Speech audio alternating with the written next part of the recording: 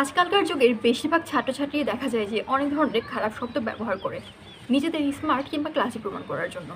তেমনি ফেসবুক স্ট্যাটাসে কিংবা কমেন্ট বক্সে দেখা যায় অনেক ধরনের গালাগালি এবং অনেক ধরনের নোংরা সাংকেতিক কথাবার্তা তারা ব্যবহার করে। এবং তারা যে এই কাজগুলো করে তারা এগুলো করে মূলত চিল করার জন্য কিংবা মজা করার জন্য।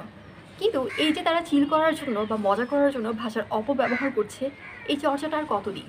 আসসালামু আলাইকুম, ওয়েলকাম টু বুকস চিটচ্যাট। আমাদের সংস্কৃতিতে কিংবা নাটকেও দেখা যায় যে আমাদের এই ভাষার অপব্যবহারটা প্রতিনিয়ত হয়ে আসছে।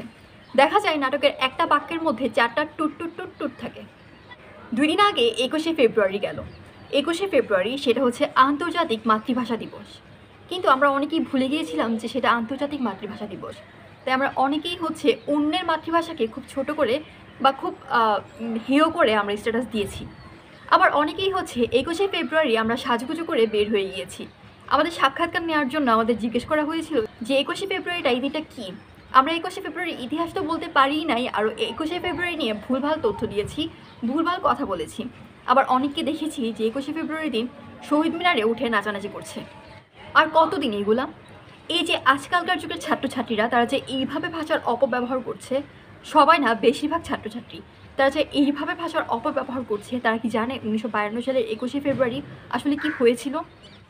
জহির রায়হান 1970 সালে একটা উপন্যাস লিখেছিল। ছোট্ট এই উপন্যাসটার নাম হচ্ছে 21শে ফেব্রুয়ারি। আমি আজকে এই 21শে ফেব্রুয়ারি উপন্যাসের সাপেক্ষে বলছি। 21শে ফেব্রুয়ারি 1952 সালে ভাষা আন্দোলন হয়েছিল, আর এই আন্দোলনটাতে সবচেয়ে বড় ভূমিকা রেখেছিল ছাত্রছাত্রীরা। তারা তাদের মায়ের ভাষা বাংলা ভাষাকে নির্মূল হতে দেয়নি। তারা জানতো ওই দিন 144 ধারা ভঙ্গ করে মিছিল করলে তাদের উপর গুলি করা হবে। তারা তবুও তার পরোয়া করেনি। তারা দলে দলে মিছিলে গিয়েছিল এবং ফলাফল তাদের উপর গুলি করা হয়েছিল এবং তাদের তাজা রক্ত ছড়িয়ে পড়েছিল। আর তাদের এই তাজা রক্তের বিনিময়ে আমরা পেয়েছি আমাদের বাংলা ভাষা।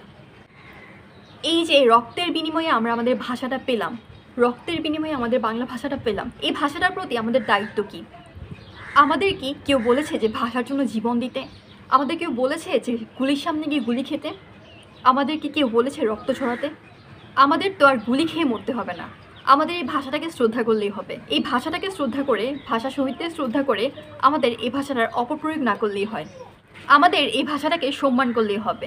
এবার চলুন 21শে ফেব্রুয়ারি বইটাতে চলে যাই। জহির রায়হানের 21শে ফেব্রুয়ারি বইটা মূলত 1970 সালে লেখা হয়েছিল। এই বইটা হচ্ছে ভাষা আন্দোলনকে ভিত্তি করে একদম শুরুর দিকে সৃষ্টি একটা উপন্যাস। আর জহির রায়হান যেহেতু এই ভাষা আন্দোলনে সশরীরে অংশগ্রহণ করেছিল, তাই জহির রায়হান যেহেতু বইটা লিখেছে, তো বইটা অবশ্যই বাস্তবতাকে ভিত্তি করেই লিখেছে। বইটাতে লেখক আমাদের বেশ কিছু চরিত্রের সাথে পরিচয় করে দিয়েছে। চরিত্রগুলোর একদম গভীরে যায়নি লেখক। চরিত্রগুলো হচ্ছে 21শে ফেব্রুয়ারির আগের দিন এবং 21শে ফেব্রুয়ারির দিন তারা কী কী করেছে, তাদের জীবনের কিছু ঘটনা, বেশ কিছু গুরুত্বপূর্ণ ঘটনা, তাদের চিন্তাভাবনা, এগুলোর সাথে লেখক আমাদের পরিচয় করে দিয়েছে। এবং এটা খুবই সাদামাটা ধরনের একটা বই। এই বইটি মূলত জহির রায়হান চলচ্চিত্রর কনসেপ্টে তৈরি করেছিল এবং জহির রায়হান চেয়েছিল যে এই বইটা নিয়ে একটা চলচ্চিত্র করতে, কিন্তু তৎকালীন সরকার তখন তাকে এটা করতে দেয়নি। আর 1972 সালে তো জহির রায়হান আমাদের কাছ থেকে হারিয়ে গেল এবং আমরা এই চলচ্চিত্রটা পাইনি। চলচ্চিত্রটা যদি হতো তাহলে বেশ ভালো একটা চলচ্চিত্র হতো আমি মনে করি। যাই হোক, 21শে ফেব্রুয়ারি এই ছোট্ট উপন্যাসটা আপনারা সবাই অবশ্যই পড়ে ফেলবেন। এই বইয়ের প্রথম 11 পৃষ্ঠায় হচ্ছে ভূমিকা লেখা আছে, আর এই ভূমিকাটা লিখেছে শাহরিয়ার কবির। আর এই ভূমিকাটা বেশ গুরুত্বপূর্ণ, কিন্তু আপনারা যখন এই ভূমিকাটা পড়বেন তখন এক্সট্রা মনোযোগ দিয়ে পড়বেন, তাতে অনেক কিছু জানতে পারবেন জহির রায়হান সম্পর্কে, ভাষা আন্দোলন সম্পর্কে। 40 পেজের এই ছোট্ট বইটা 1992 সালের আগস্ট মাসে পল্লব পাবলিশার্স প্রকাশ করেছিল। তো আপনারা অবশ্যই এই বইটা পড়বেন।